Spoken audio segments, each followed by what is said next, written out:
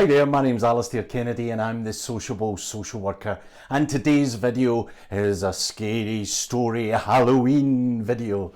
Well, not really. What I'm going to do is tell you some stories that happened to me as a social worker, and they were a bit scary. Some of them, if you're of a sensitive disposition, please stop watching now, because there are some difficult topics going to be shared in this video. Okay, let's go.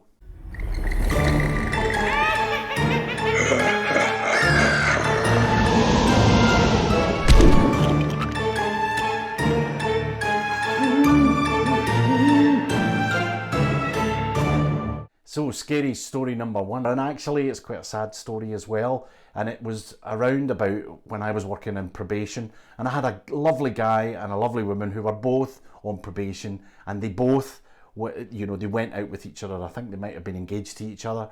However, they had quite a very toxic relationship with each other. There wasn't issues of domestic violence per se, but I had to do a home visit to check on the male, and I saw on the door there was like a handprint with blood, and I chapped the door and I thought, what is going on in this house? And I chapped again, nothing. Chapped again, nothing. And everybody used to say to me as a social worker, I had a chap like the police. So the guy comes to the door and I open the door. He opens the door and there's just blood everywhere. And I said to the guy, Roger, I said, what is going on? What is happening? And he was like shouting and screaming, and he's like, Alasdair, you must come in, you've got to come in, you've got to come in. And I was like, what is going on in this house? I said, I'm not coming in until I know what's going on in this house.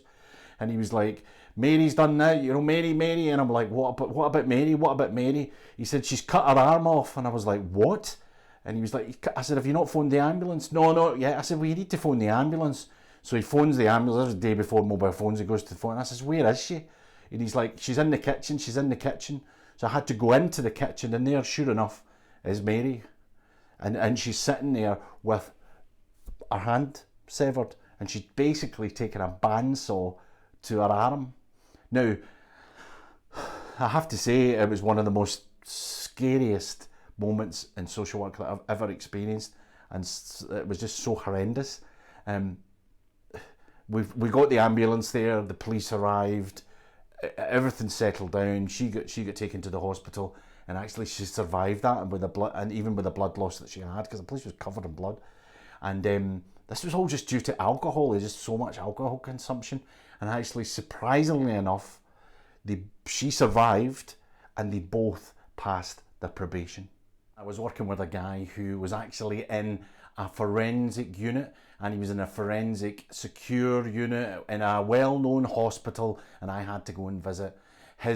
He had committed a crime, of quite a serious crime against his family, in terms of violence, and had nearly killed both his wife and his daughter. So I went to visit him, and I was quite nervous because it's the first time I'd actually been in a secure hospital of this type. It was quite a large, foreboding place.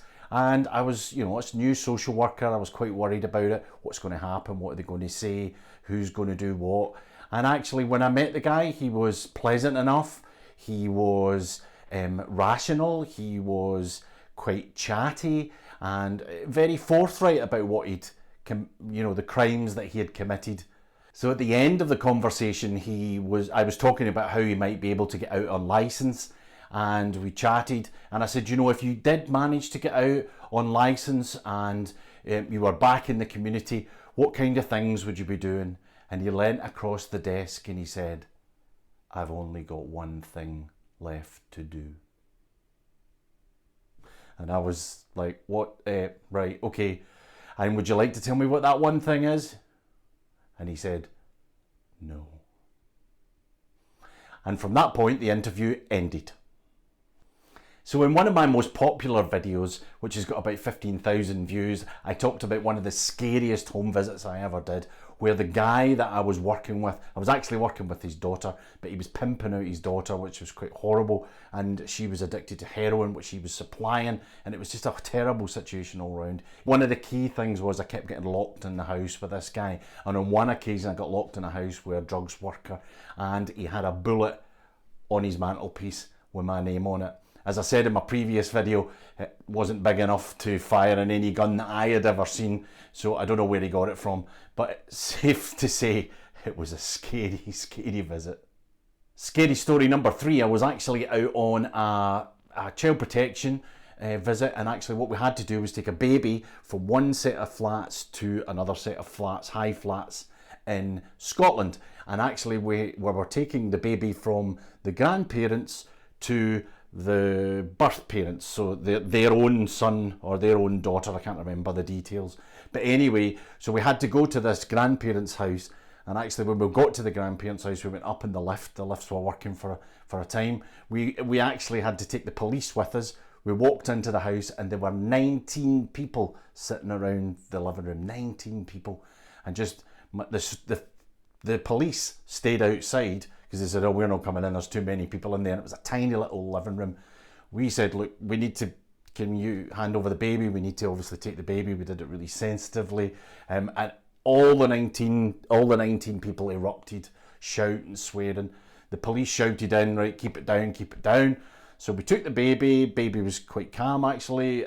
I got in the lift, which was out on the landing just outside the flat, and all of these 19 people tried to squeeze in the lift, to which we were like standing in the lift going, oh my God.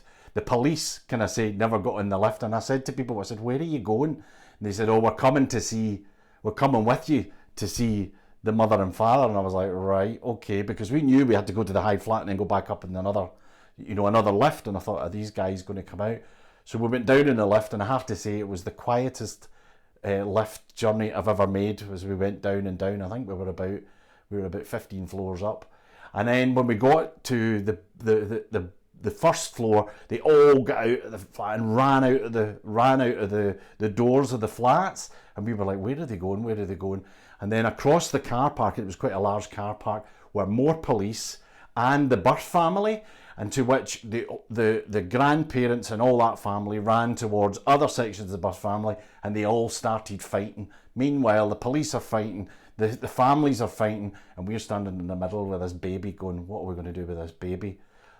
We managed to calm the situation down. Well, the police calmed the situation down. We managed to hand over the baby, but that was one of the most unusual and quite scary home visits I've ever done.